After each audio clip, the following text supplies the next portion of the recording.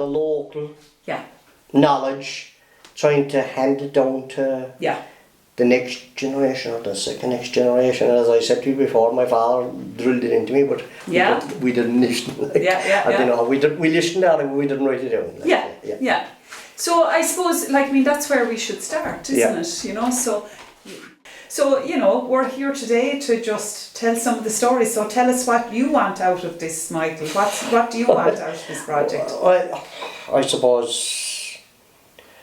well, the way we were reared as children and the way different things and the way life have changed so much. My father used to always say to me like that, no matter how long you live, you would never see as much changes as he did in the lifetime, but by God, I've a lot of them seen. Definitely a lot of them seen. Like, I was born and raised here all my life. Born on 14th of June 1956. I was reared up where Pat is now, like, reared there. My father was buried in 1974, which I was only just turning 18. You were young? Yeah. Mm-hmm. The mother had about poor health. She had very bad eyesight, poor eyesight, and like, it was definitely different times to nowadays. A lot of responsibility for a lot of responsibility. Yeah. There was I had a younger brother, Jimmy. He was 2 years younger than me. But I'd be telling my children and trying to tell my grandchildren, like, where he came home from. He died on the 10th of June 1974, and he was buried on the 12th of June. And we came home from the funeral, after the evening of the funeral, and we pulled together what we had was £12 to our name, and we got a bill. There was a bill under the door when we came home from Warners in Bantry, which were I was equivalent to Drina, or they were there in Barrack Street. Equivalent to Drina, Barrett's now, like in Bantry, they were the feed stuff and the cattle stuff and all that. And there was a bill from them for £21. So that was a bit of a setback to how were we going to meet that? Some start. Different. Yeah. Totally different. Like, there was, I don't know, there was some few cows, 7 or 8 cows there, but like my father had ill health, poor health before, 2 or 3 years before he died. And like, I was kind of trying to say after the place, and that I finished school, like, say at 13 I was, maybe 13, 14. So I don't think I would even see 14, I'd say. But finished at, I'd say, 13. Went to Comely School first, our old place, until we were, no idea was it closed actually, but I think I was... In the 70s, I think, yeah, I don't know. I think I was 10 years. Yeah. I think about 10 or 11. Then there was a school strike because the parents didn't want that school to close.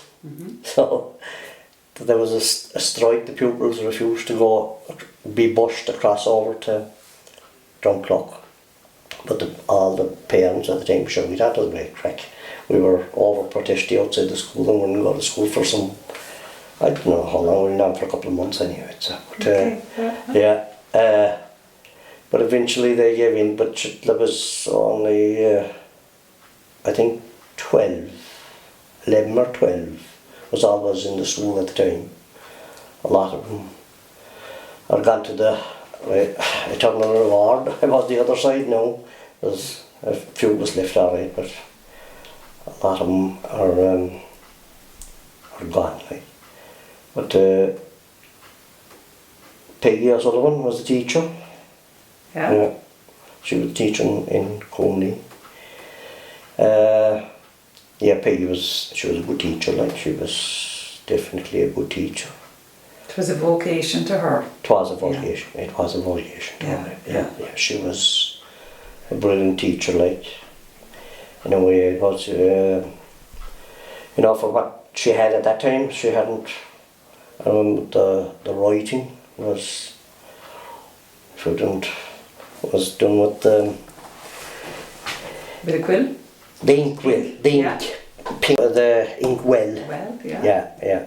But if you dropped a bit of ink in a composition, you'd start all over again and do the whole lot again.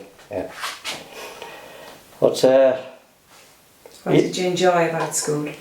what Did did you I? enjoy it? Yeah, we had to walk from here every day, so that wasn't. We didn't enjoy that. So how many miles is it from here I to think school? it's over 3 anyway. Yeah. Yeah. It's over 3. Hail, rain or shine? Hail, rain or snow. We walked it.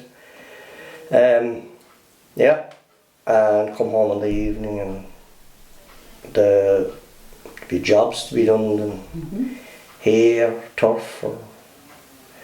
So as a small boy in primary school, you came home, and what sort of jobs would you have done when you got home? When you come home, you could be sent to cut furs for the horses, Okay. if you know what it is. Yeah. Yeah, And you had a machine to roll it, did you? the furs machine, yeah. Yeah. I didn't like that because cutting the furs with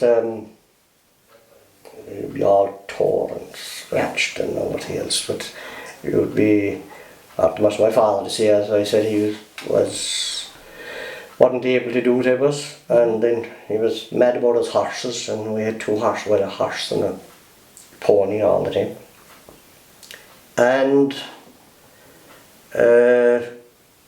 you'd be sent up after get you somebody dinner or somebody to eat, you'd be sent up to cut a couple of bundles of furs there, bring it on your back, down the rope, and yeah. Okay. But we didn't like that. The cutting of the furs, and if you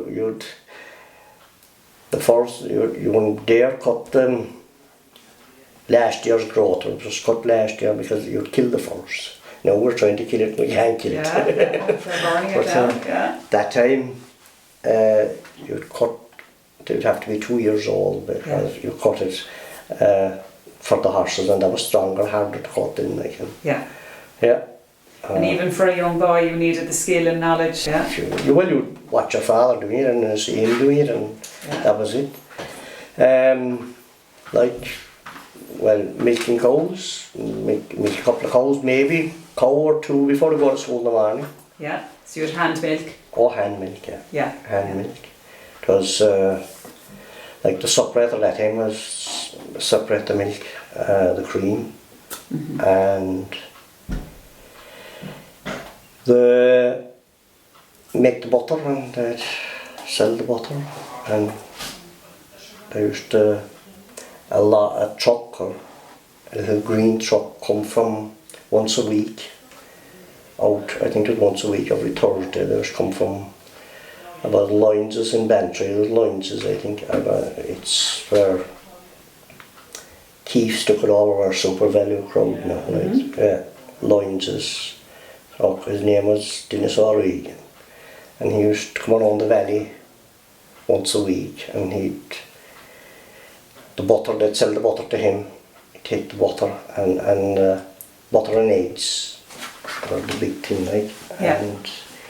And would you sell the milk as well, or would it just be the butter? Would you process no, that it? was later than when we started going to the creamery, like. Yeah. But before, in my very young days, it was the separator and separating the milk. Yeah. And the cream and make the butter. So the butter was the value? Butter was the value. Yeah. The butter was the value, and we talk about hygiene and the rest of it, but in the scorching summer he'd come around, I don't know how they take the butter, they take it back in the barrels, or I don't know how they keep it from... You must have had some bit of ice in the van or something. There was no ice that time. I don't think. No? Not a salt, like I'd say, Okay, it was just the salt and the butter preserving preserving it. Ice, I don't know how you used to No manage it. refrigeration? It was an open truck, like, an open back truck. I can Okay. still picture it, a green truck. Yeah. He'd once a week he'd come around. I think they'd I don't know how he'd bring out I'd say ration or flour or meal or something as well from the shops in Bantry. I was out from Lines's, he'd bring them to you, and I don't know how they was given the order, or was a standing order, there was no such thing as phoning. Telephone? No, there was no phoning. But I suppose you might tell him 1 week what you needed for the next Probably week. for the next week or something like that. Yeah. There's managed, I don't know, one full of going to town and one person that carried the message for the whole lot and that kind of thing, yeah. Then the creamery, we started going to the creamery. Then, like, in the middle of the valley. And what year was the creamery built?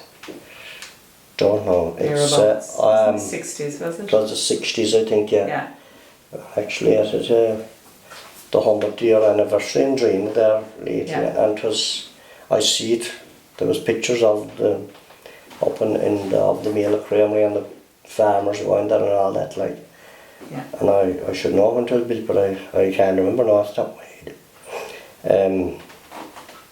And at that time there wasn't a bridge below the creamery, was there?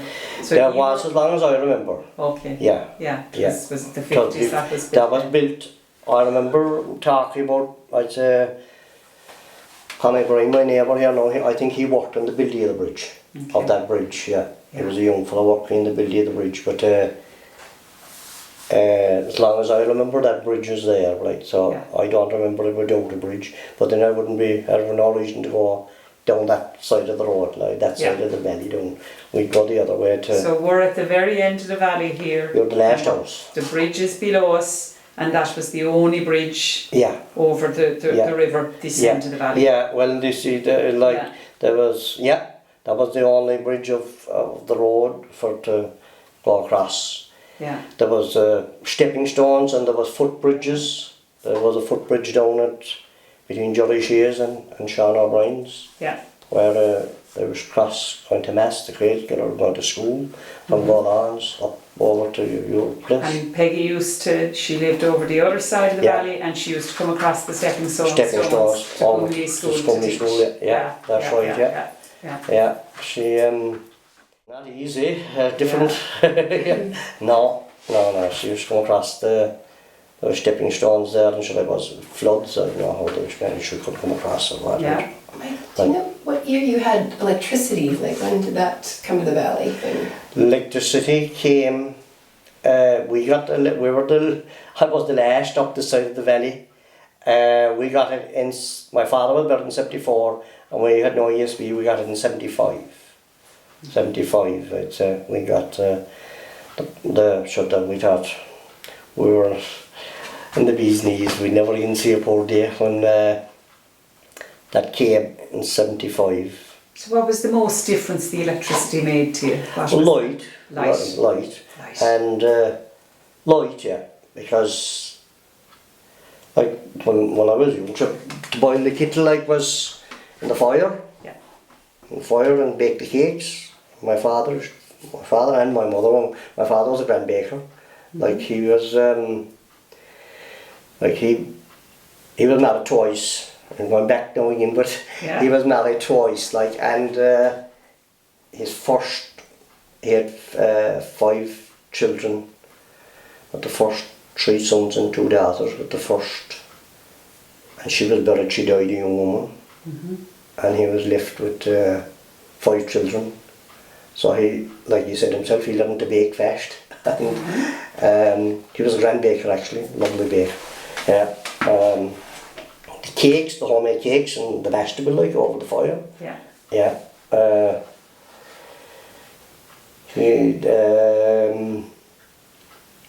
So when the electricity came, the light was very important, but you continued to cook over the fire. We cooked over the fire, but then one of my stepbrothers, Paddy, he worked on the gas board in England. They all went to England, the 5 of them went off to England, 5 of them, my siblings went to England. They're all buried now, not much of them, they're all dead and gone. But Paddy worked on the gas board in England. And I remember, we were very young, but they was come home on holidays all the time, every year, come home on holidays, but he came up this idea of the gas cooker. And like, we had no electricity, nothing at all, but the gas cooker and the bottled gas, the yellow tank. And very early on the time we had a gas cooker. He came, and I remember he took the father into Bantry, I think, and I bought the gas cooker. Now, did he give him some couple of pound towards it or what? I don't know. But he came home and he set up the gas cooker. And merciful Lord, it was a big operation, setting up the cooker and putting the tank of gas and the pipe into it. And that was a big thing. But that was a big step up from turn on the switch and crack the match and you could boil the kettle. Yeah. That was a big step up. Made life a fair bit easier. Besides trying to start the fire in the morning and boil the kettle and everything else, that was a big step up, like. But we had that early on enough in the time, the gas cooker. About a lot more people around the valley had gas cookers before us, I don't know, but we had the gas cooker that time. So conveniences like the gas cooker coming in and making life easier. Oh yeah, sure. What do you miss that going back that's different now? What? So you probably don't miss cooking your dinner over a fire? Oh no, certainly not. No. Well, I never cooked it over the fire. It was usually my parents cooked it over the fire. What do I miss? What would you go back to? It'd be lovely to go back, alright, but we'd have more knowledge now if we went back. Yeah. I don't know, a lot of the old traditions, like, definitely. The old traditions and the old scripting and the old storytelling and and they'd come in by night scripting and... So people would often go from house to house regularly and certain houses. So I know next door to my house, the old Coomley School, there was the shop and that was famous for scurry-acting, wasn't it? The dances. Well, you see, that was kind of finished up before. I remember the shop, but the scurry-acting and dancing was kind of finished because the dance halls started. I'd say the dance hall down in Cork started, but that was a big. My father many times used to talk about going there, like, and there'd be a big crowd there and dancing, but local dance and. So a bit of set dancing. And foxtrots and all that kind of thing, like that. So would they have local musicians come in for that, or would they bring somebody in? Well, our neighbour here, Sean O'Shea, the Lord of Mercy, was, I think he used to play there a lot. There was a lot of musicians around the valley at that time, like, but a lot of musicians, but he used to play there, and I presume, I don't know, other ones around the valley I used to bring in, but I know that the woman herself, Mrs. Patty, they used to call her, Mrs. O'Sullivan, she was an elderly woman at the time, I think, but she was charged some couple of pennies or a penny for to come in. But my father here was good at lilting, you know, for the. I don't know how good he was, but he was good anyhow for the dance set, like diddly-eye. And the band, or the music, not the band, but the music never showed up one night over. And the boys, of course, the local boys, pressed him, come on, that little thing. She was outside at the door, and looking for the musician to come, see was he coming up. She'd probably have to give back the money, or there wouldn't be good advertisement for the place if the music didn't turn up. And he started inside, and she heard them dancing inside, like, of course, I mean, I don't know what kind of light, paraffin oil lights or something like that. Like. And she went in around the corner and looked into she heard him anyway. So the lilting is singing but not with words. It's just making a tune. Like an instrument with your voice. Yes. Yeah. Getting the music, like What she wasn't very impressed anyway with what she said to me, I think. She was helping her out. She was, but she wasn't happy with it. No. Yeah. But yeah. The card games, I'd say a lot there. Yeah. Yeah, and but. And would there ever be trouble with the card games? Oh, Would sure, there you be- can yeah. imagine there used to be. Yeah, of course, yeah. My father was never much for card games in our younger days. We'd be playing them a bit, but not much. He used to always reckon there was too much trouble involved in them and too much arguments and the rest of it, like, yeah. A good reason for a row. Yeah. So what were important events when you were a small child? What was very important events in the year? Important events there was the stations in the house, like the station. So tell us what a stations is, Station mass. for those that don't know. Yeah. the mass at the house, it used to be at that time, it'd be twice a year. And it should be in different houses each year. Yeah, you had your You go rota. around There was a rota, like. Yeah. Yeah. Like, and if you skip the rota, you wouldn't be. The neighbours wouldn't be looking very kindly at you. It was your turn, and your turn, and your turn, and it was usually March and I'd say September. October. Yeah.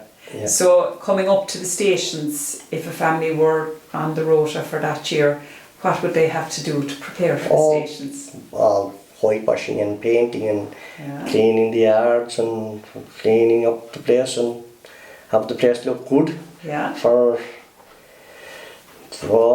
They were big. The station was very, very important. And, Big deal. Yeah, big deal. Like And then the mass would be said in the home, and what else would be expected on the day? What would happen? that time, well, the stations, they developed into parties later down the years, like if you back along. But that time, there wouldn't be much in the station, and you got fed.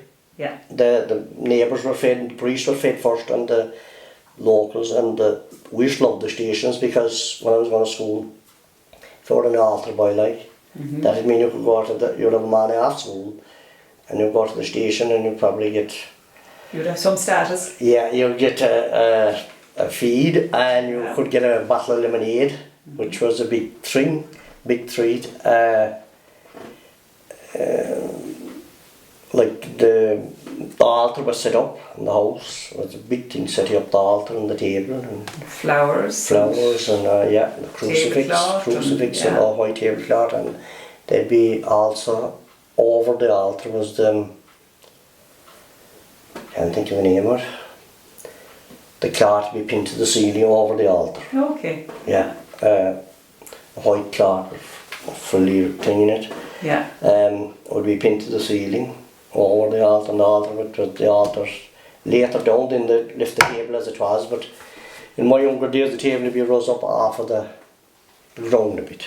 Yeah. Up above the altars were higher that time too as well in the churches. But people at all in confession and. Yeah. So the whole locality, would it be just the few townlands around? There was a stationary, this is Goldaquillan. Our stationary was that way, over towards the Manway. Okay. Yeah. Yeah.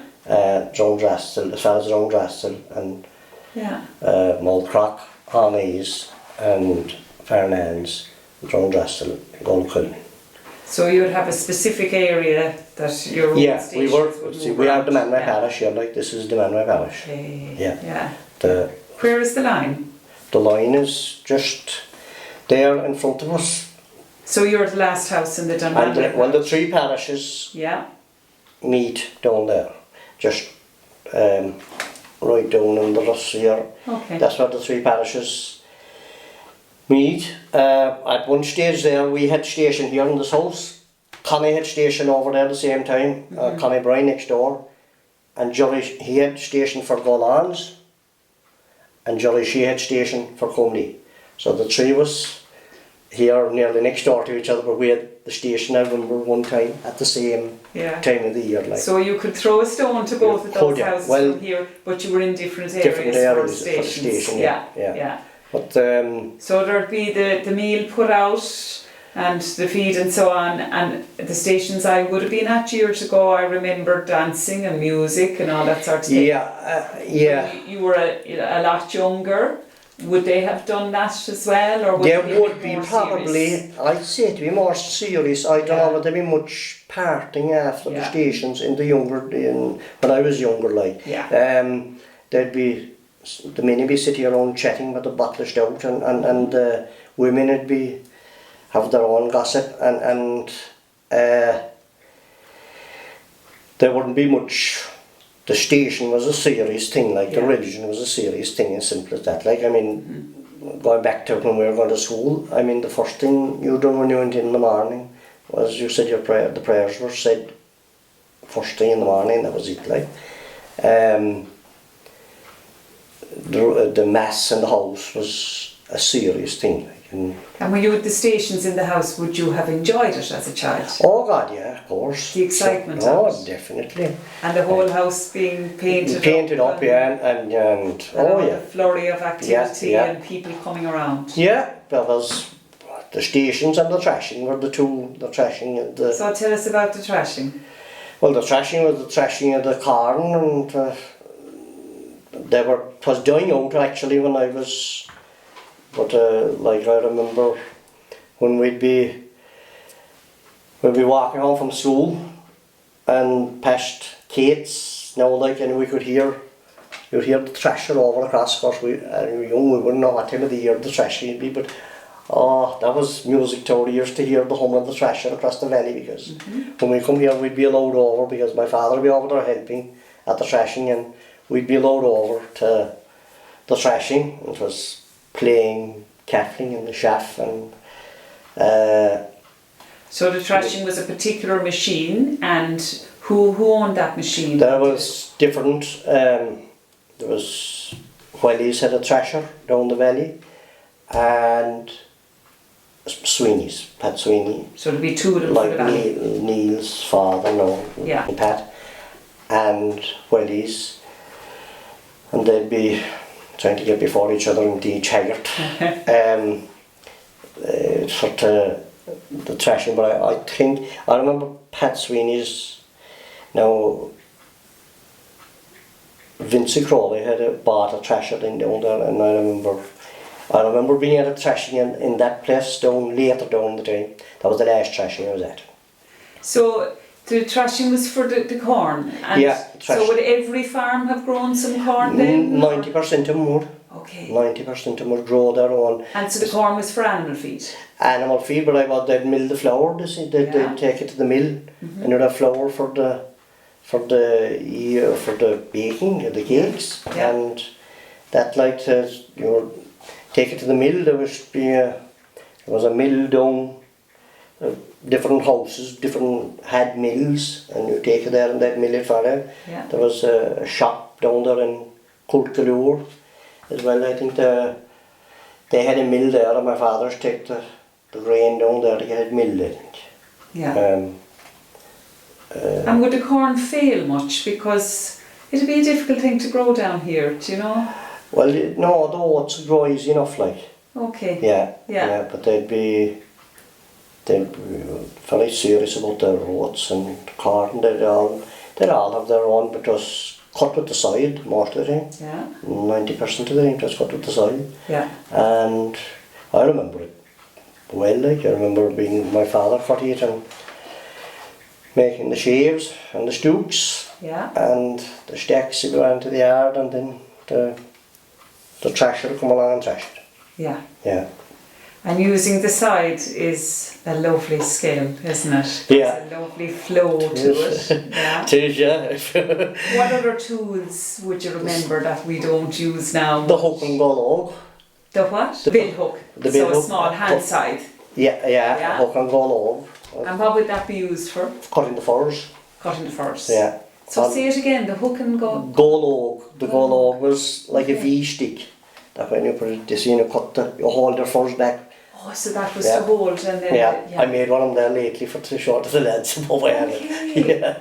Yeah, I'd love so to all see in that on now. a piece of a Yeah. stick, like, no, Yeah. only piece of a, like the bit of a Sally stick, or that was all it was. Yeah. But like I was just saying the other day, they used everything, Yeah. and they had an awful lot of common sense, like, an awful lot of common sense. Yeah. Like the along the banks of the rivers here, I remember the Sallies, the willows, the Sallies, and they like they'd make the side tree, as we call it, the handle for the side. And my father make him Beautiful. the side tree, Yeah. and but they were minded them Sallies, like he used to make I never see him make them, but he was supposed to be very good at making the baskets, the kitches. Okay. Yeah. For spraying the spuds and... No, what they used to use the kitches that time, they used to use them for bringing turf. Okay. There would be like the washing basket now, he said that he came out the close to the line or whatever. But and then they used to have them for the donkeys. You often see them in television over one needs the donkey's back, like. But he used to make from the willows, I think. Yeah. He was supposed to be very good at making them. Now I never see him make them, but he was supposed quite to a be skill. yeah, good at making them. For furs and for different things, I don't know what they was using their back and for bringing stuff into them and things like that. There was potatoes as well, I don't know. There's a lot of things, yeah, but the kitch used to be used for a lot of things, yeah. The kitch. Yeah. So any other tools that you remember But I that remember were very important? for the side tree, we'll say, the handle for the side. Yeah, the big long Yeah, handle with it. but like they'd have to be turned up at the end and or for a walking stick or anything. But he told me that how you'd was to put it, they tied. If you wanted to get a bit of a, say you had a straight but then you wanted to get a bit of a bend into it for to suit the side, they'd put it into the horse down, the heap of horse down, and they'd tie it. You'd tie it this way across for it to bend, and about the heat of the horse down. Would set it, yeah. And then you tighten it a bit more, you take it out after so much time and you tighten it more, and tighten it more if you wanted to, make what we call whittle trees for the horses, or the ploughing as well. From he often told me about making them, like they used to make them, but from the Sally, I presume, as well, and toughen it inside, but what the horses do about the heat of the horse, that time there'd be stables and the horses were very important. Oh, the horses were very important. Oh my God. So what were horses used for? You mentioned the ploughing there. The horses were used for everything. Yeah. I mean, the horses, my God, my father and every old person around would treat the horse. The horse would be fed better than themselves, like. There's no doubt about that. But they were their livelihood, like.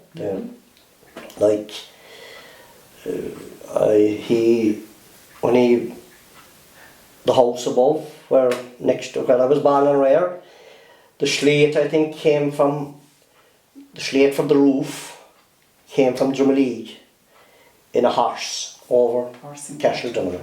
Over Castle Donovan? Up over Castle Donovan. Because that's a high, windy, steep road. A load of slate, and quarry slate was no my thing, but that was some job bringing he had two horses, and he made up some kind of a contraption that he had the horse and the pony of us. And the pony was traced in front of the horse, that the two horses were pulling the cart up that side. Yeah. And then when he came to the top, he changed it over, that the horse's backside. The pony with the britcher was holding it back, coming down this side. Yeah. But Because you would need some brakes coming down that hill. That wasn't tarred that time. Like, Yeah. there was just an ordinary gravel clear road that time and holes in it and everything else it was. But tarred the chip, but I don't know, did he bring it all, the roof? Surely he made 2 trips, I don't know. But I know, I often heard him saying that he brought it from Drummondley, like from the quarry in Drummondley over to, that roof was on the house up there until lately, like we roofed it there, we roofed it. That was a huge job. Yeah. Built that. Have their job and that's it. But you had to turn your hand to everything. You had to, and be able to, like there was very little work. I mean, you didn't go out and get a job, simple as that, like. Most of them worked off the land, like, and I was cutting turf, selling turf. A lot of them made their money, made a living from cutting and selling turf. And so would they bring the turf into town then? Yeah. Cut it and sell it and take it into town, or lorries. There was lorries. There were column lorries at the time. There were only little trucks, like, but they'd take it in, like, up past me, up here now in Barabee, as we call them, the way up Down Hill. Out over the high road, yeah. Yeah, but on the way up now where it was all planted. Yeah. There were Nat Kingston's bogs. Okay. And I remember, like, there was no trees, hardly, very little, only small bit in the lift going up the road at him. And that place would be white with people cutting turf. White people. Yeah. And there used to be a rush up for to park the horse cart in the side of the road because there'd be no room for park. It would be a traffic jam for horses and carts. Yeah. And my father then used to have the grey pony, as he was known as, around the white pony. He was, there used to be all borrowing him for, he was brilliant in the bog for dry out the turf. You know, you cut the turf with the slan, which you've never probably seen of. So the slan is a sort of an angle-shaped metal slice. I have one of them, I'll show it to you. To slice and lift up. Slice and throw the turf. The lumps of turf. The lumps of turf, it throw out in the bank, and it was drawn out then around to spread out. Drawn out with they used to be all looking for the white pony, the grey pony. He was brilliant in the bog, he wouldn't go bogging. Okay. He was very necky with his feet. He was pony my father had here, but they'd be up and they're cutting the turf and borrowing the pony. And I remember one of the very back memories in my head, Rafe Scully, the Lord of Mercy, who's dead and gone, he actually bought your house, Kate, where we were living. The man that bought that house and farm after the O'Briens, he used to cut turf, like, and he lived down nearly into Bantry. But he cut turf up here, and he was a great friend of my father's. And of course he borrowed the white pony for drying out the turf, and I was sent over, over the way to Rafe's bog, which was way over from us. I was sent over with the white pony, by the way, driving the white pony. Oh Jesus, I must be very, very young. I don't know what age I was. I don't know, 6 or 7 years, like. And given the responsibility of the horse. The pony, which the pony knew what he was doing more than I did. Yeah. You know? Yeah. Simple as that, but he was so used to it. But I remember getting homemade currant cake and blackberry jam.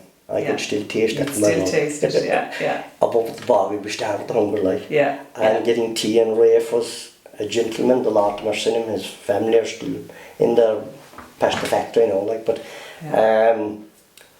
Rafe I was a great friend of Rafe's afterwards. But Ralph was his right name. Ralph Scully Rafe, we used to call him. Yeah. He was a cattle dealer. But he used to cut turf, but they said it, I often know my father saying, and different fellas saying, that he was strong, active, fit man, as fit as you would get. But he'd have 3 sods going at the time of the slá. He'd have one touch in the ground, one in the air and one in the slá. Yeah, fast. Yeah, Yeah, yeah. that was fast. And it's some skill. Yeah, Yeah. yeah. I used to cut, I love cutting turf actually, I like cutting turf. The hardest part was skinning the bog, getting the skin off first, didn't like that. So it's taking off the layer mat of the grass on top. Yeah, yeah, that was. yeah. But and then it would cut smooth yeah, after that. yeah. Yeah. Well, some would and more. Yeah. But And what age would you have started cutting up the bog? Like what age? cutting turf, I'd say As a my child. father had me cutting turf, I'd say, Jesus, I don't know, 10 or 11 years. Yeah. Yeah. Yeah. Definitely So a 10. small little Up in young fella up there. at Kingston's bogs, I used to be Yeah. helping him, like, and he'd be showing you, Yeah. and you'd do it right, or And you learn the skill fast. and you'd hear about it. Yeah, yeah. Yeah. And you'll be out there for the day and Out for the day, but they'd make the fire yeah. out there and boil the kettle in the bog, like, and that'd be a nice tea, like. Yeah. Yeah, they'd probably carry a piece of a cake of bread with them, like, and a Yeah. bit of butter, maybe a bit of jam if we're lucky, but I don't think there was much, because I never forget that blackberry jam Yeah. that I got from Tuss's mother, the Lord of Mercy on her. I remember her well too, Rafe's mother. So she made the jam. Yeah.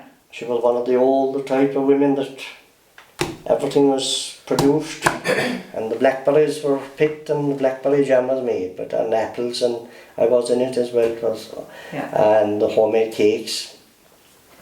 Like I still remember that anyway, but So yeah. having the bit of jam and the bit of currant cake was a huge Oh, treat. huge Yeah. treat. So there wouldn't have been chocolate or sweets, boiled sweets or anything like that. No. They would have been a once in a blue moon type. No, Yeah. chocolate, no. Jesus, we didn't know about chocolate until a lot later in time anyway. There wouldn't have been many Easter eggs back There then. was no Easter eggs. Yeah. Yeah. No, like Easter was a religious thing that time. Yeah. It wasn't what it is now. It is just blown out of all proportion, really. Yeah. But it's a money gimmick, simple as that. Yeah. But I remember my father, he'd always, picture him up there over, he'd always wear the waistcoat, what they used to call it, was a lot of time was the waistcoat, short sleeve. And I remember a very wet day, Jimmy and myself were up above, and it must be very, very wet. We were inside in the house anyway, upstairs, and I was poking through his pockets for a lot of the time. He'd have, I has them now, silver mints, you know, that time there were lozenges Yeah. for the heartburn, I'd say. But a lot of the time you would find one of them inside in his pocket that he'd be able to forget about or something. And there'll be some find. I'll tell you, to be some fine, but Yeah. I remember one wet day when poking the pockets anyway upstairs, see what I find a sweet, and I found a 10-shilling note inside in the pocket, Okay. which he had forgotten he had it. So how he mislaid it, because 10 shillings was a lot of money. a lot of money. The Yeah. red 10-shilling note. Mm-hmm. You would think I got away with the poking in the pockets anyway because I found the 10-shilling note. He was so delighted. Mother God, you would think it was, Yeah. the tin. So would you have got pocket money as a young fella? Pocket money, no. No. No. Stations and the thrashing would have been big events. They were the only events. Yeah. Yeah. So Going to events then like birthdays or Christmas or things like Christmas, that. How yeah. different were they to what was on today? Christmas, but again, Christmas was the religious side of it, like, not the party side of it at all. Yeah, It yeah. was the religious side of it. No, I mean, we got, I remember getting one present at Christmas.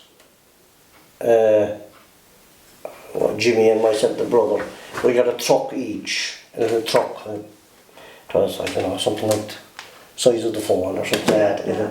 Green, I got a green one, he got a blue one, I think. Yeah. Trucking. Yeah. But we had them for years. We had them for a long time anyway. Like, I don't know, we get clothes at Christmas or something like that. But And for a birthday, what would happen for your birthday? there was nothing happening for a birthday. Yeah. No, Yeah. birthdays were, it was your birthday, but there was no such parties anyway. Yeah. Tell you that. No. You wouldn't get a day off. No, you get no day off.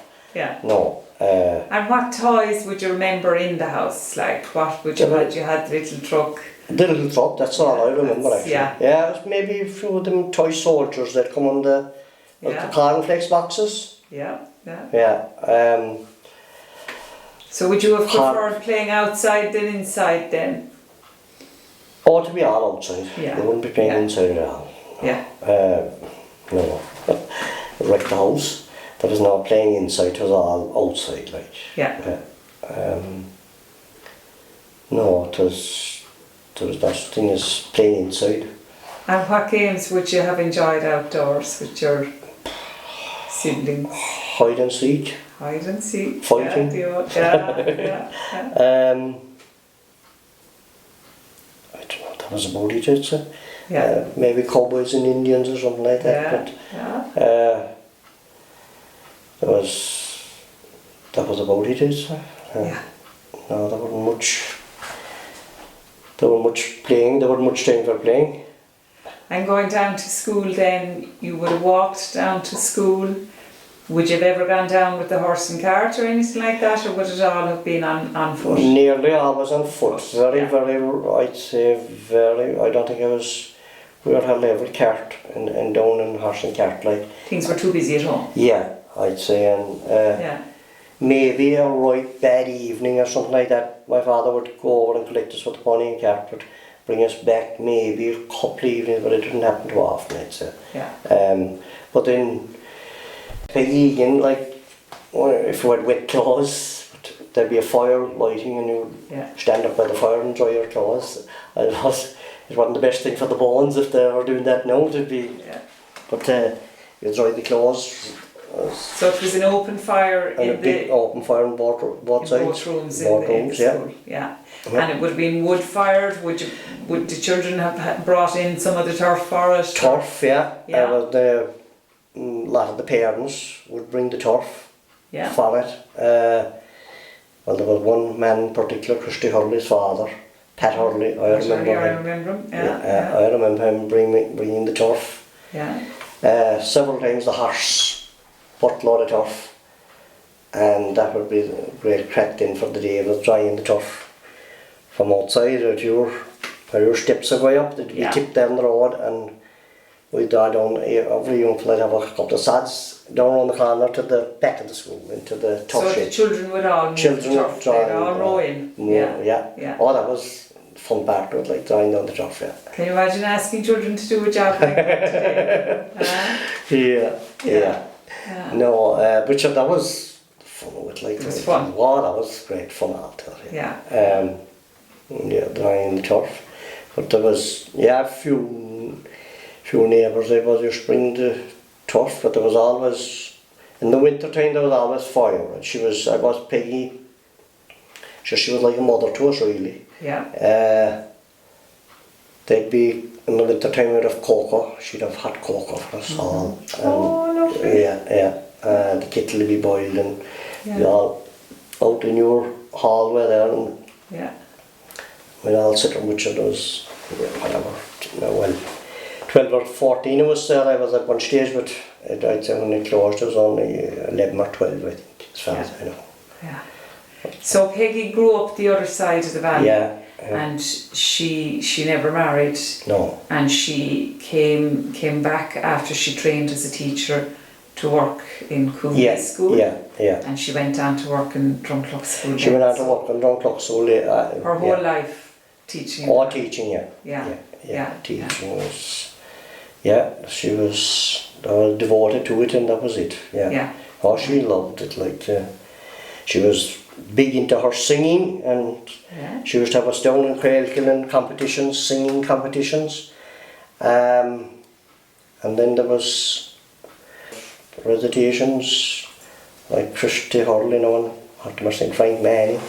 I remember them doing the old motorbike. I'd say Christy still have it probably. She made up the recitation. She made up songs. She wrote some songs. They're like about the Mealagh Valley, like She did, yeah. yeah, beautiful songs like, and Yeah. everything that she done with full heart, like, and had to be done right. Like, she was a perfectionist. She was simple as that. So was music an important part of the school for you? Singing was, yeah. Yeah. There wasn't much. Oh yeah, there was an accordion, right? The old Sullivan daughter was singing did. Liam and John, Patsy still living. Patsy's brother Don used to play the accordion. He used to play the accordion at school, alright, I think a couple times. I think George played too. Joe was kind of finished when I started, but I remember him. Alright, but the accordion, yeah, the singing was a big thing with Peggy. Yeah. And you had, the reading, writing, maths and all that sort of Reading, writing, yeah, and maths and history and geography and religion. Yeah. Religion. And would you have done much sports in school, or would you have had to go over to Mealagh or whatever for sports? Yeah, there or was would that be much of a feature? sports, not really. Well, I played a bit of hurley alright down in Quailkill, like. Okay. A bit, but not much. I don't know, was it through the school that I was, I don't know. But there wasn't much sports at all that time, because there was no way of getting there. I had to walk to Quailkill from here, like. I did walk there a few Sundays playing games and walk back. Yeah. And after getting a few licks of hurley across the shin bone, you'd be inclined to stay at home next Sunday. Yeah. But there was no way. I mean, like, I don't know what age I was, 12 or 13 years or 14, 12 years I was when I bought my first bicycle off of Dennis Cannon down where Mary's next to Kate's place, yeah. Dennis, I bought the first bicycle, I think, for 10 shillings off of him, yeah. And that was a big investment and of great value. Yeah, mighty thing out. Yeah. We were flying it and Where would you head off to on the bike? The bike was, well, back and forth to the shop and back and forth down to the manway, and first my father and different things with the bike. Yeah, it was, there wouldn't be no, there was no playing with the bike at all really, it was just for strictly business. It was a very practical thing to have. Yeah. For going here there now, like I used to work in later, I'd say when I was, I don't know, when I was still going to community school, I started working with Ralph Scully. Again, the cattle dealer was down past the factory on the way into Bantry, down there. And I was, every first Friday was fair day in Bantry, like. That time when we'd have the first Friday off from school because of fair day all the time. Okay. Yeah. Every first Friday of the month was off. There was no school. And I'd go with Peggy. I remember going with Peggy a few times in the car over, and she'd take me over to her house, and she'd be going to town in the evening, whether she used, I don't know, I was arranged with my father or something, but she used, and she'd give me the dinner. Lovely. And then she'd take me down to Rafes and drop me off at Rafes Cross, and I'd stay there the night, and then we'd be taking cattle to the fair the morning after. We'd be up at 5 o'clock or whatever and round up cattle and drive them into the fair and hauling cattle inside in the fair and Bantry. Yeah. But going back to, I never liked milk. Milk was one thing I still hate milk. I have very, very small drop in my tea. Yeah. But the last glass of milk I drank was in Peggy's house, I'd say when I was about 12 years of age probably. Because she put the glass of milk up in front of me, and that time you'd be so much afraid of the teacher, and you do what the teacher tell you. You wouldn't say no. You wouldn't say no. Yeah. And I said, no, miss, I don't want the milk. Drink up that milk. The milk is good for you. Drink your milk.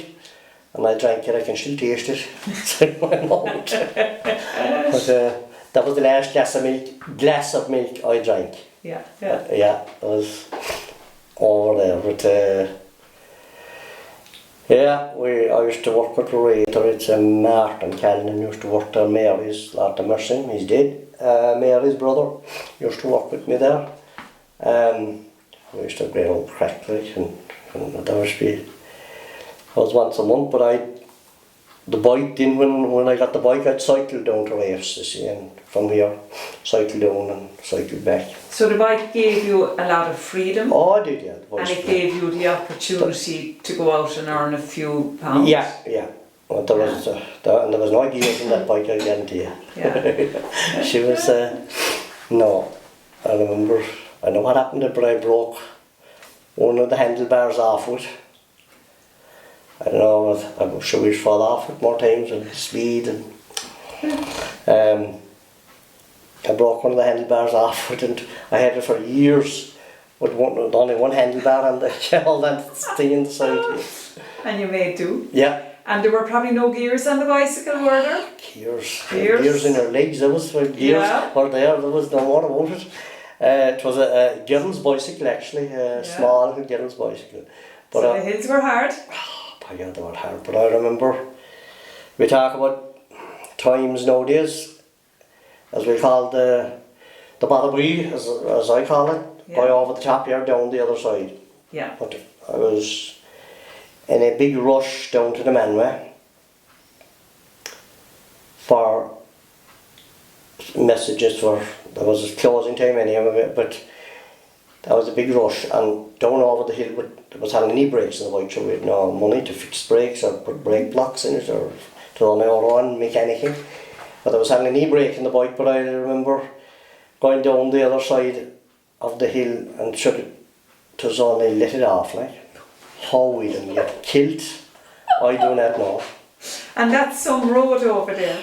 Yeah. So I've cycled that in a bike with 21 gears, and I've taken it's a tough road with that.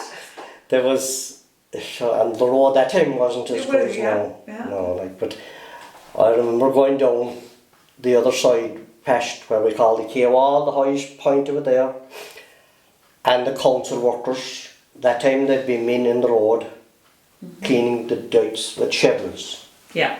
With the foreman, that's Johnny Corcoran. His son was down there in the man, I know he works in the council as well, but he was Johnny Corcoran and he was a good friend of my father's here as well, because that time when they'd be working the roads, they'd come up here to boil the kettle or something for the tea and the rest of it.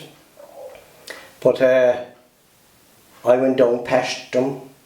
I came down and the men were down the road, like, and I didn't have a choice, only stay away. But I was about the wind of the bike. You were grease lightning. Lifting down to the Manway. But by God, and I coming back up, I heard about it. Yeah. He ate and tore me with a feet. Ever again catch me doing the likes with, he tell the father, like, Father God, if he told him, you would hear about it all right. But I did get some feet of abuse, all right, when I coming back up. I wasn't able to go so fast up past him coming up. Yeah. You certainly weren't. No, there was no something going down. Yeah. But so the bike was great. The bike was big freedom, yeah. When you were going back to about the horses, well, we were going back about up behind Sean O'Shea's, there was Sullivan's, Julie. There was another house up behind Sean O'Shea's. So there were a lot of houses up in the hills. Two lads. Oh, sure. This was full of houses. Yeah. I remember up in that house, one of the longest memories in my head was, I don't know why I was put up there for a night. I don't know, my mother got to hospital and the father or what. But Jimmy was young, and I don't know why I was sent up there for a night, and I slept above there in that house. And I remember playing, I couldn't remember what happened last week, but I remember being sent out, she sent me out in the footpath in the morning with bits of bread feeding the birds. Yeah. And I can remember this plain as day, like beautiful morning out in the Julia, and she used to cycle from there into Bantry with her and bring home her 2 bags of shopping, maybe 3 bags of shopping, hanging off the bike. And she'd call to every few houses on her way back for a bit of gossip and a bit of stories and catch up. Yeah. And she wouldn't reach up there until 10 or 11 o'clock at night, but she always did it. But they bought a colt, a young horse. And going back to, we were only talking about it the other day, but they wanted to train the horse. No, training that time was training to the cart, not to, like nowadays training the horses to race and to jump, and it's a different thing. To look pretty. Yeah. But that time it was training him to the cart and training him to plough and training him to everything else. But there was, Timmy was her son. He worked in the council in Bantry, you probably remember him, you should remember him inside in Bantry. He worked in the council, then moved over there and into Bantry. Okay. And Patty was his uncle, which was an elderly man I was, but they took the horse down to Jolly Shear's dad, Jolly Shear's father, Jack's right on as we know him, which was he was a great horsey man, like, and a great man to train a horse, and a great man to do anything with a horse, but they took down the horse, the young colt down there to train him, put the cart on him. They put the cart on him in the yard down below in Jolly's old house there someplace, and it was Jack's cart, and the cart that time was treated like was it Cadillac? Oh yeah, because that wouldn't be left out in the rain or out in the sun or anything else. Like there was huge value to it. Livelihood, yeah. If you had a nice cart and like, but Jack would have a beautiful cart, and they put the cart on the horse in the yard, I think, but I was walked around the yard or whatever, and they faced up the lane, and Patty was sitting, I think, inside in the cart, the uncle, and Timmy and Jack, but Jack wasn't a young man either, but something frightened the horse anyway, going up the road, out of Jolly's now. And the horse bolted and went to him with a cart on him. And up onto the road and went over and past Kait's. Yeah.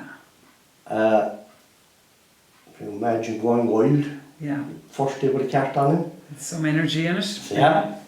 And he went all the ways over to where John Cron and she live, where they have the shed house on the left. Yeah. You know where Johnny and Sheila's house is on the right. John's uncle was working up there in the field or doing something up there in the field, and he heard the thing coming, and I was seeing the mad horse coming on the road, and he ran to the road to stop him, but he didn't make it to the road, but he threw his coat out in front of him, I think.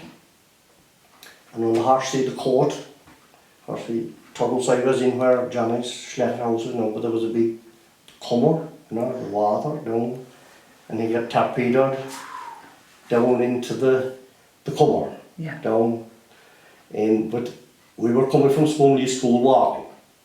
Oh, Jeannie.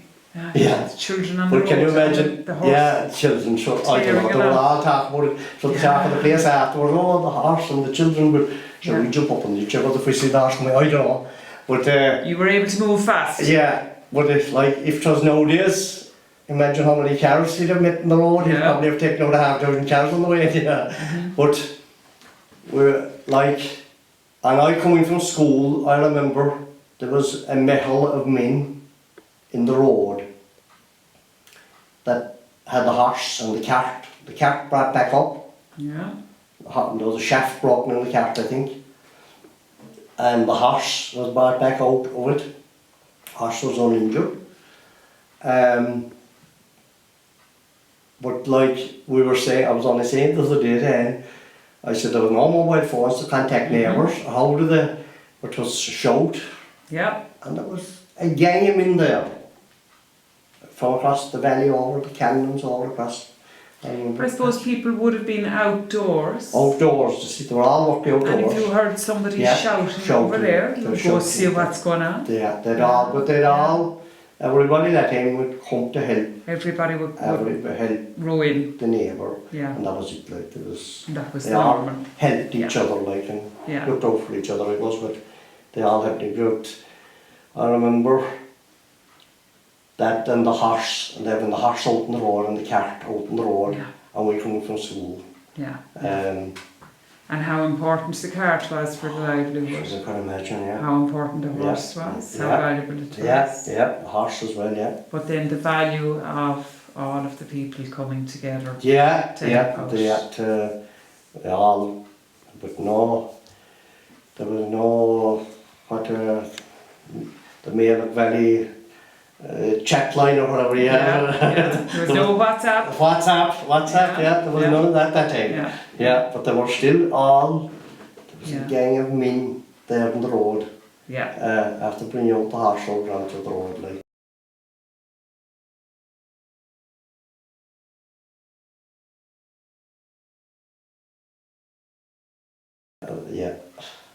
So for people coming together and, you know, things, socialising and how people would come together. And we talked about you getting the bicycle and the freedom that gave you.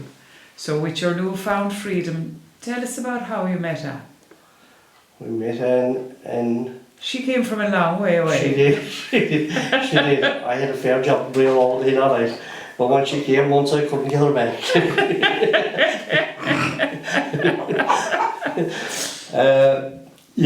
We met in the Lilac in Iskeen. The Lilac? The Lilac. And what was the Lilac? The Lilac was the dance hall in Iskeen. It was garage now, but... Yeah. Well, that was the dance halls. That was when they were the thing that time, like, it was. And so, how often would you have gone to a dance hall? We used, when we got a car, we used to go twice a week. Nearly we go to Clonakilty on Friday night, and we go to Lilac on Sunday night. Was usually the Lilac or Union Hall. So you travelled quite a bit to go to dances. When we got a car like that, there was a different era then, like. So the car was a massive step up from the bicycle. Was a massive step. Yeah. Car was a massive step up. Yeah. Got a car, I'd say, when I was, what was I, 18? I suppose 17 or 18. Okay. Or no, or more. Sorry. Yeah. No, 19, 20. No. I got a tractor. I bought a tractor when I was 75 or 76, I'd say. I bought a tractor, and then we bought the car. Then we were 19 or 20 about it. We bought the car. Yeah. And what did your siblings think of you having the car? Well, my father was dead. Yeah. But my mother then wouldn't. I was sure, because before that, you see, we'd have to have, my father used to hire a taxi from here to go to Mass on Sunday. Okay. Hire a taxi from Bantry. Yeah. And of course the shopping would be brought as well. But like that was, first of all, before that, they used to bus, a minibus, like the school bus. For Mass. Yeah. Come out to the valley. You just come out as far as Cannons all across the valley there.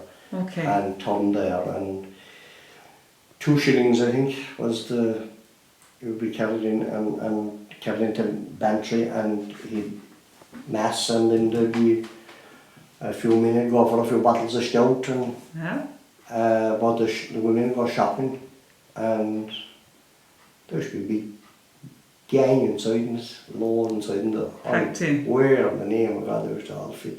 There was no seatbelts or nothing that in which there was no traffic either. Like.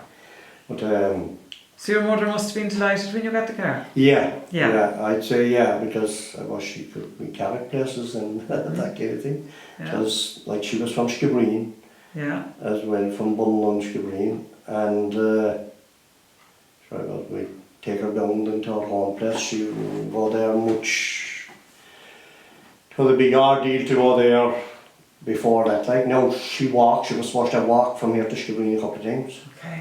Yeah. That's a fair distance. Yeah. Walk down home and stay the weekend or whatever and walk back.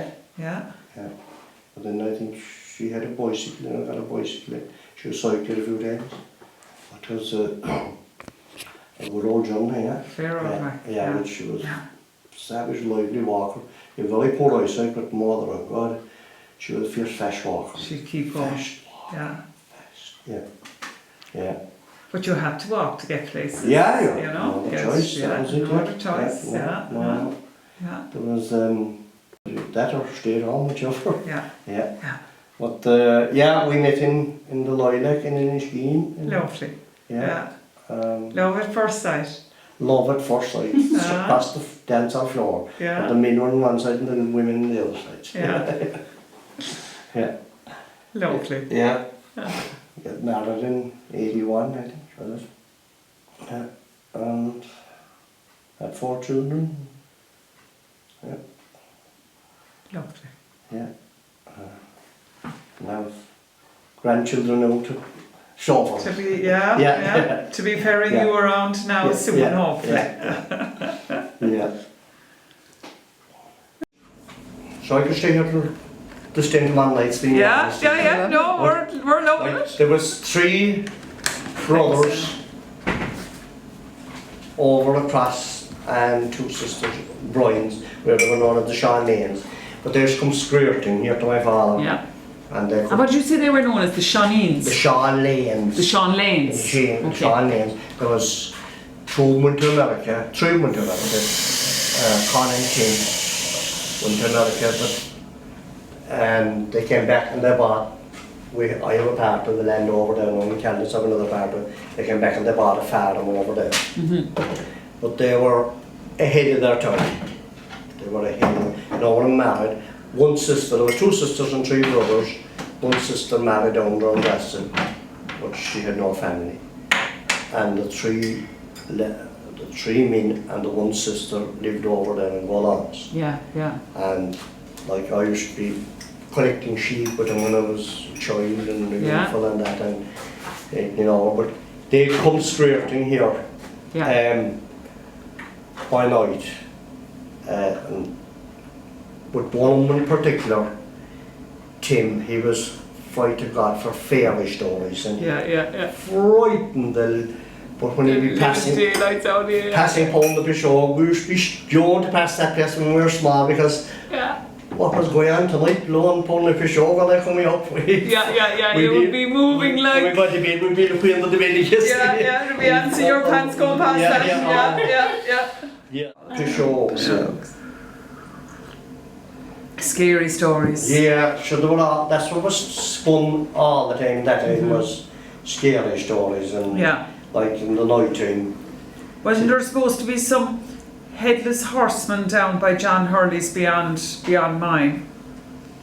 Yeah. John Hurley's house where Clive Trees are now. Something, There was some story of a headless horseman or something down there. Yeah, we used to hear them stories, and we haven't forgotten, but we used to hear them alright, like that time, but sure, I don't know what. Yeah. No, but that was the fun of it that time, like was scaring the life out of the child. But it wasn't just about the fun of it, Michael, because there was a safety aspect to it as well, because both parents would be working hard around the farm. That's right, and you wouldn't want kids going off poking around down the hole by the river. That's right, yeah. So you tell them some scary story, exactly, and they're less likely to go off being that was it, a lot of it, messers down at the river, But like, you take my father as well, like he told me he buried 5 people out of the house. Okay, yeah. He buried his father, he buried his mother, he buried his uncle, he buried the wife's uncle, and he buried his wife. Yeah. So like funerals, like get any few bob together for a funeral It's a big cost deal, yeah. a bit of money, like, but Yeah. he buried 5 people out of the house above there, Yeah. you know, at that time. So yeah. And for you as a young man then, like if I think about 18-year-old boys, because they are boys today, do you know, and for them to suddenly be landed with the whole responsibility of the homestead, the farm, everything that would be going on, Michael, that was huge, do you know? Yeah. It was massive. It was, but like we had some great neighbours. Yeah. And how important that was. Great neighbours. Yeah. As I said, where they go, Jack Trevor, then Johnny, I don't want to be naming anybody, but Jack, Sean O'Shea next door. Yeah. Jack will stay on that side. Like Latimer Sin, Sean, well Latimer Sin them all. Yeah.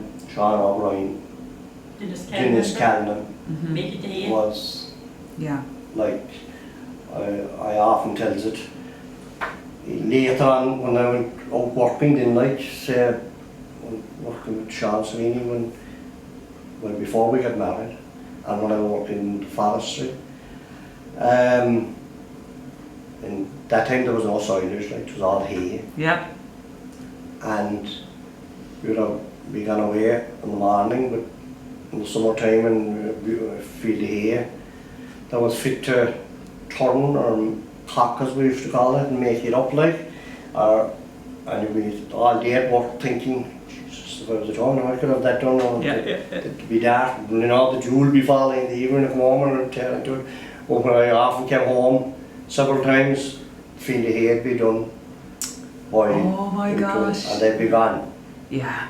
Yeah. And there'd be no talk about it tomorrow or the day after. That they'd done it either. Yeah. You know, yeah. it was. Wasn't that lovely? They would then probably, I'd help them then if they were stuck like. You would, of course. But they wouldn't wait for you to come and ask for help. No. Which for a young boy, you know, becoming a man. That's right. You know, to have to go to these experienced men and say I need help would be very hard. You know, so fair play to them. They knew like that it needed to be done, and he's away and and he's doing his best. It needed to be done. I never forgot that for them. They were all great neighbours, like the, but there was different times, totally different times. Totally different times. When did you get into the building work? And the building was later down, like I worked in quilt in the forestry for 2 or 3 years, planting and cutting trees, chainsaws and that. And then I went working with Sean McSweeney Plant Turtles now as Sean. Standing poles for the telephone lines, the landline that time. 40 years ago. When we got married, around the time we got married. I started working before we got married. Well, the cuckoo was all the older people. When they'd hear the cuckoo, they'd say, we'll live for another 12 months now. We'll do for another year if you'll hear the cuckoo. So we heard him. I asked Kate the other day when I met on the road, did she hear the cuckoo? Because we were after hearing him. You heard him? Oh God, a couple of days. He always calls us here. This was known as Cuckoo Hill. Cool. Up there above Cuckoo Hill. We heard him the other day there. I met Kate and I asked her did she hear the cuckoo. And I said, we do another year then once we hear the cuckoo. That was all the older people used. But it makes sense too, you know, because the winter would have been the harder time. And so if you hear the cuckoo, you've made it through the worst part of the year. Every evening. Oh, it's a lovely sound, isn't it? And I heard it on the right. My father, Latimer Sin all the time, he'd go out for that time. There was no turn on the tap. does go to the well for water, but Yeah. he always go out in the morning without any shoe. To walk Okay. across to the well now to rough out this around over to the well, but he'd always go there Without shoes in the without morning. shoes, because he reckoned And it what was would he say? Why? Why? great for the feet, Good for the feet. Yeah. but it wasn't, because gangrene killed him. So Stop. Yeah. Okay. Yeah. an Bless him. ingrown toenail and Yeah. a horse stood on his foot, Yeah. Yeah. and there was an ingrown toenail or something, and sure, if that was nowadays, the nail would be taken off and there'd be no more about it. Yeah, But yeah, and sure he probably didn't get antibiotics and stuff like that he should, you know, yeah. Not Yeah. the time it didn't last. Oh, Gangrene, that's what killed him. Very Gangrene. sad. Yeah. Yeah, yeah, Gangrene in the foot. yeah. It's, no, we've gone the opposite altogether, because we go back to the bottle, when the bottle was taken from here at the Bantry, and like, I remember when they came out from Drina Co-op for to make my father, convincing my father to go to the creamery to send cows, to separating the milk before that, and then to take the milk to the creamery. And he said he was trying to put him off, of course he didn't want to go at it or want to go to it. So it was a big change and the rest of it. Like, Yeah. he said, how am I going to carry it over? And they said, you buy a churn and put it into the churn and take it over the churn. And, how would I pay for the churn? He said, it couldn't be paid. No, I want to take me and pay for the churn. So they said, look, as I went back to about the gas bottle, the yellow gas bottle, your man said, what kind of a thing is that over there? Could you put it into that? And one of the drainer fellas, take it in that over, like. Imagine that was a big change since taking the milk. It was taken from here that came over. I took milk from here winter in a horse and cart over to Mealagh Valley and back. Yeah. In the winter time, that was alright. In the winter time, but the summer time to leave here and taking it all the ways over with churns. It'd be getting warm by the time you'd get there, the summer sun. Yeah. And I never heard they would kill anyone anyway. So Yeah. All in the frame. Then and they said, I don't think you can be born here, you have to go to Cork. And into the ambulance and off up. in Shannon. The poor woman. Erin in Shannon. Please. So you're an Inny Shannon man, we didn't know that about you. I always said that, you know what the grotto was just as you go in Shannon? Yeah. Underneath that rock there, I was born under a rock, so. But they put up a grotto there to me, so that's where I was born. And funny thing, we were outside in the snow one night having grub, 2 or 3 years ago, 4 years ago, 3 or 4 years ago. Before the COVID, Yeah, and we were sitting down talking, and there was a fellow Joe Sharpie up there in Bellicky, I knew him, and he was talking to me, and we were after going to Australia, and he said, how are you all going? you go, hurry up, he was, Oh, no. Jesus, he said, it was, he couldn't believe that I went to Australia, like. And he said it was a long way from Golacullen to Australia, which is a long way from Australia to Golacullen. Yeah. But this lady over across and her husband were sitting down talking or having their meal. And did he say Golacullen? Yeah. And after she asked her, said, Oh, yeah. and it turned out that she was Esther's daughter. Stop. Yeah. Yeah. And her Yeah. Australian accent, and she. Yeah. She we had a mighty catch up and chat up. Yeah. Lovely. Yeah.